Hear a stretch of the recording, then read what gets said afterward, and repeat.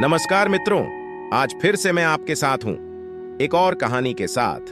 आज हम रामायण के कुछ गुप्त तथ्यों को आपके सामने प्रस्तुत कर रहे हैं। रामायण से संबंधित 13 रहस्यों को आज हम आपको सुनाएंगे। हम जानते हैं कि भगवान राम और देवी सीता के जन्म और उनके जीवन की कहानी का विवरण जिस महाकाव्य में किया गया है उसे हम रामायण कहते हैं। हम बहुत लोगों को रामायण की कहानी पता है, परंतु इस महाकाव्य से जुड़े कुछ ऐसे रहस्य हैं जिनके बारे में लोगों को जानकारी नहीं है। आज हम आपके सामने रामायण से जुड़ी ऐसी ही 13 रहस्यों को प्रस्तुत करने जा रहे हैं। माना जाता है कि महर्षि वाल्मीकि ने मूल रामायण लिखा था, लेकिन कई अन्य संत और वेद पंडितों ने भी इसके विभिन्न संस्करण लिखे हैं, जैसे तुलसीदास और संत एकनाथ।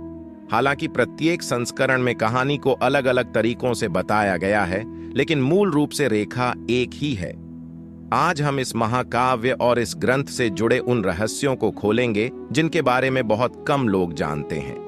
गायत्री मंत्र रामायण के हर 1000 श्लोक के पहले अक्षर से बनाया जाता है। वाल्मीकि रामायण में 24,000 श्लोक हैं और गायत्री मंत्र में 24 अक्षर हैं। गायत्री मंत्र रामायण के हर 1000 श्लोक के बाद आने वाले पहले अक्षर से बनाया जाता है। यह पवित्र महाकाव्य के मूल मंत्र हैं। ऋग्वेद में पहली बार गायत्री मंत्र का उल्लेख मिलता है।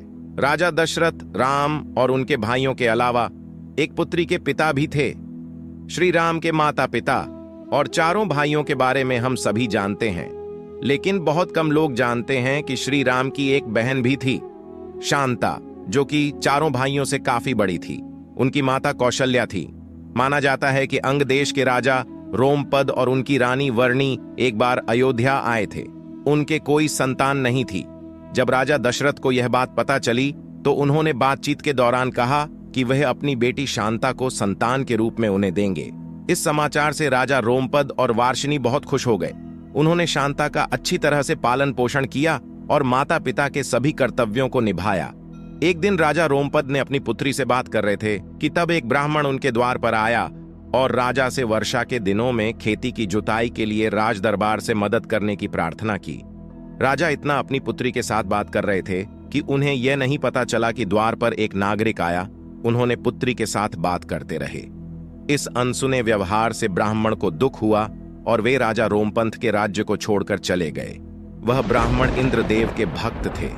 अपने भक्त की इस परिस्थिति पर इंद्रदेव को राजा रोमपद पर क्रोध आया और उन्होंने उनके राज्य में पर्याप्त वर्षा नहीं करवाया। इसके परिणाम स्वरूप खेतों में फसल मुरझाने लगी। इस कठिनाई के समय में राजा रोमपद ने ऋषि के पास जाकर उपाय के लिए पूछा। ऋषि ने सुझाव दिया कि इंद्रदेव को प्रसन्न करने के लिए राजा को एक यज्ञ करना चाहिए। राजा ने ऋषि की सीधी बात मानी और एक यज्ञ का आयोजन किया। यज्ञ के परिणाम स्वरूप खेतों में पानी भर गया। इसके बाद राजा रोमपद ने अपनी बेटी शांता को ऋषि रोमपद से विवाह करा दिया और वे दोनों सुखपूर्वक जीने लगे। बाद में श्री शंग ने ही राजा दशरथ के पुत्र कामना के लिए पुत्र कामष्ट यज्ञ करवाने की सुझाव दी थी। इस यज्ञ को उन्होंने लगभग 29 किलोमीटर पूर्व में अयोध्या से दूर एक स्थान पर किया था। वह स्थान आज भी उनका आश्रम है और उनकी तथा उनकी पत्नी की समाधियां वहां स्थित हैं। श्री राम को भगवान विष्णु का अवतार माना जाता है, लेकिन आपको पता है कि उनके दूसरे भाई कौन हैं और किस किस के अवतार है?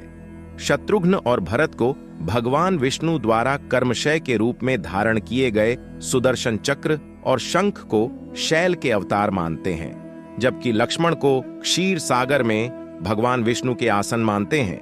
क्या आप जानते हैं कि भगवान शिव के धनुष का क्या नाम था? हम सभी जानते हैं कि राम जी और सीता माता का विवाह स्वयंवर में हुआ था, जिसमें भगवान शिव के धनुष का उपयोग किया गया था। इस स्वयंवर में सभी राजकुमारों को धनुष को तोड़ने का प्रयास करना था, लेकिन बहुत कम लोगों को पता है कि भगवान शिव के उस धनुष का नाम पिनाक था। लक्ष्मण को गुदाकेश के नाम से भी जाना जाता है।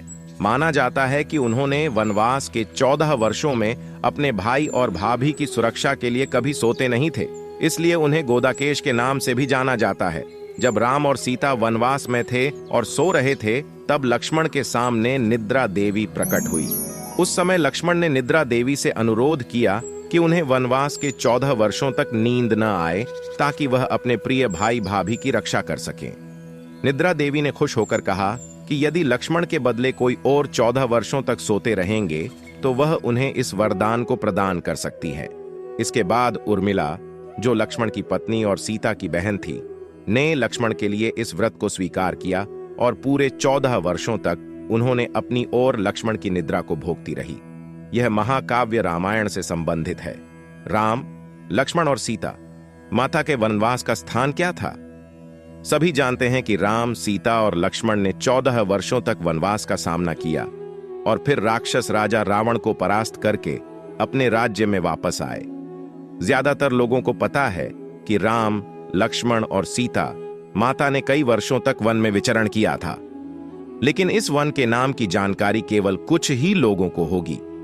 यह वन लगभग 35,600 वर्ग मील क्षेत्र में फैला हुआ था, जिसमें वर्तमान छत्तीसगढ़, उड़ीसा, महाराष्ट्र और आंध्र प्रदेश के कुछ हिस्से शामिल थे।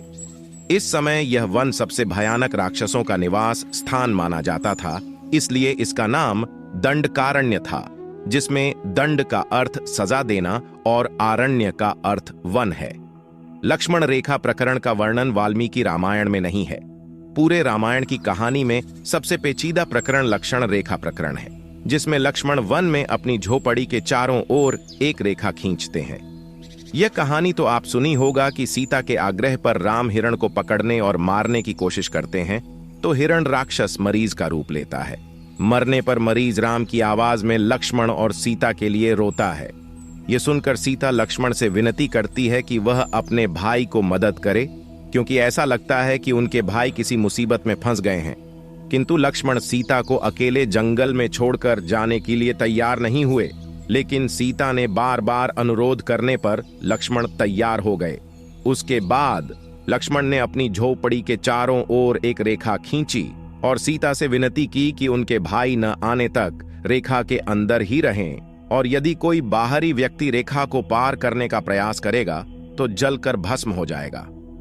इस प्रकरण के संबंध में एक अज्ञात तथ्य है कि इस कहानी का वर्णन वाल्मीकि रामायण में है, पर रामचरितमानस में नहीं है। लेकिन रामचरितमानस के लंका कांड में इस बारे में उल्लेख रावण की पत्नी मंदोदरी के द्वारा किया गया है। रावण एक उत्कृष्ट राक्षस राजा था। उनके 10 सिरों के कारण बचपन में वह सभी से डरा करते थे। उनमें भगवान शिव के प्रति श्रद्धा थी और उन्होंने वेदों का अध्ययन किया था, जिसमें उन्हें एक बड़ा विद्वान बनाया था।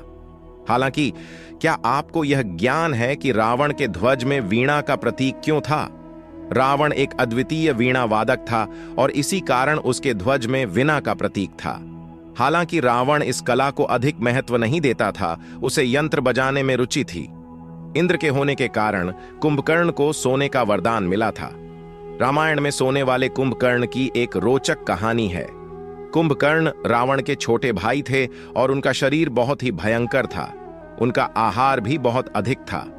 रामायण में उल्लेख है कि कुंभकर्ण लगातार 6 महीने तक सोते रहते थे और फिर एक दिन के लिए ही उठते थे खाने के लिए, और फिर से 6 महीने के लिए सो जाते थे। लेकिन क्या आपको यह पता है कि कुंभकर्ण को सोने की आदत कैसे पड़ी थी? एक बार एक यज्ञ के समाप्त होने पर प्रजापति ब्रह्मा कुंभकर्ण के सामने प्रकट हुए और उन्होंने कुंभकर्ण से वरदान मांगने को कहा। इस पर इंद्र को डर लगा कि कहीं कुंभकर्ण वरदान में इंद्रासन न मांग लें, इसलिए उन्होंने देवी सरस्वती से अनुरोध किया कि वह कुंभकर्ण की जीवा पर विराजमान हो, ताकि वह इंद्रासन के बजाय निद्रासन मांग सके। इस प्रकार इंद्र की ईर्ष्या के कारण कुंभकर्ण को सोने का वरदान प्राप्त हुआ था।